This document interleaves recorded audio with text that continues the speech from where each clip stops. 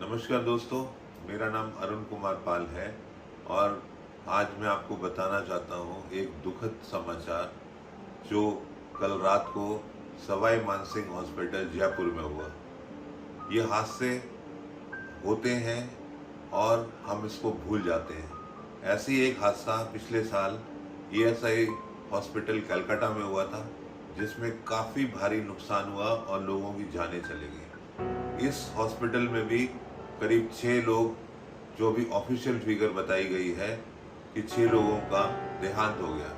सुबह उठते ही टीवी में अगर आपको ये पता चले कि कोई भी इंसान हो, वो आँख की वजह से उसकी मृत्यु हो गई है, वो बेचारा इलाज कराने गया हॉस्पिटल में और उसको अपना शरीर छोड़ना पड़ गया उन लोगों की वजह से जो लोग उसके लिए वो जिम्मेदारी नहीं है। हम भगवान को मानते हैं कि भैया कभी भी किसी की आकस्मिक मृत्यु हो सकती है, पर ऐसे आग से किसी का जाना बहुत दुख है।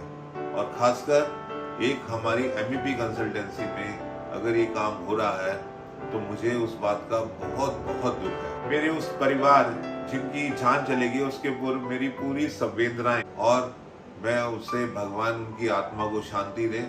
पर मैं आपको ये कहना चाहता हूँ, इसके लिए हम खुद लोग ही जिम्मेदार हैं, हम खुद। और ये इंजीनियरिंग के नाम पे धब्बा है, चाहे वो चीफ फायर ऑफिसर हो, चाहे किसी भी जगह का फायर ऑफिसर हो, दिल्ली का हो, कलकत्ता का हो, मद्रास का हो, जयपुर का हो। हम क्या करते हैं, फायर ऑफिसर्स को हम बोलते हैं भैया ये मेरा पास कर दो, उस पर ध्यान नहीं देते हैं।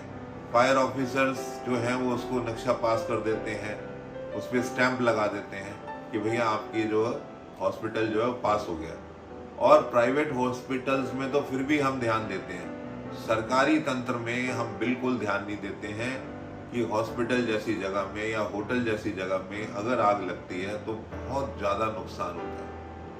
जान माल का भी नुकसान होता है, पैसे का भी नुकसान होता है और हॉस्पिटल शट डाउन हो जाता है। हम एक छोटी सी सूचना दे देते हैं, इलेक्ट्रिकल शॉर्ट सर्किट हो गया। अरे भाई, इलेक्ट्रिकल शॉर्ट सर्किट कैसे हो गया?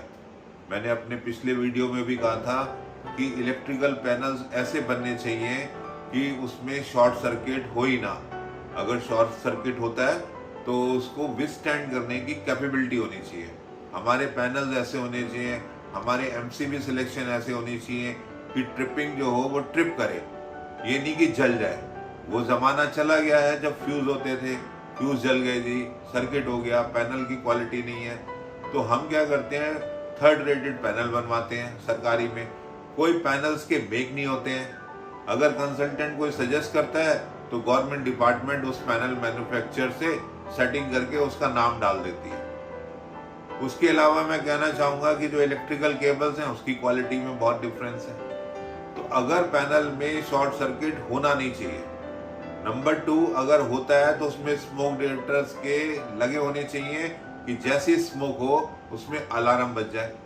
दूसरी गलती, तीसरी गलती है कि अगर आग लग गई थी तो उसके फैन जो हैं और उसके एग्जॉस्ट और फ्रेश एयर फैन क्यों नहीं चले, क्यों धुआं भर गया उस घर के अंदर? जबकि लॉ कहता है कि 3000 स्क्वायर फीट के ऊपर अगर जगह होगी तो फैन जो है वो ऑटोमेटिक चल जाने चाहिए, धुआं बाहर निकल जाना चाहिए और दम ना घुटने के लिए फ्रेश एयर आना चाहिए। हमें इस पे सोचना पड़ेगा। हमें चीफ फायर ऑफिसर्स को भी लिखना पड़ेगा कि जो जो इंडिविजुअल डिपार्टमेंट्स हैं उस पर ध्यान दिया जाए। मैं आपको बताना चाहता हूं कि एक आप वेबसाइट में जाएंगे, दिल्ली के अंदर ही 30-40 हज़ार बिल्डिंग ऐसी हैं जिनके पास लाइसेंस ही नहीं है। और अगर लाइसेंस इश्यू होता है तो फायर ऑफिसर कहते हैं हाँ ये मैंने बिल्डिंग देखी थी, उसमें सब चीज लगी हुई थी उस दिन जिस दिन मैंने बिल्डिंग देखी थी। उसके बाद क्या हो रहा है, किसी की गलती नहीं है। तो सरकारी तंत्र ऐसा है कि अगर आग लग जाती है, चीफ फायर ऑफिसर्स बिल्कुल आराम से बच जाते हैं। मेरी आप लोगों से यही प्रार्थना है कि किसी का जान माल नुकसान नहीं होना चाहिए। आपको इंडिविजुअल में, सरकार को, किसी को भी मेरे से कोई विशेषता फायर के ऊपर लेनी है तो मुझे आप मेरा नंबर डायल करिए 9811123450 और हम आपको बिल्कुल स्पष्ट और तरीके से सलाह देंगे। धन्यवाद।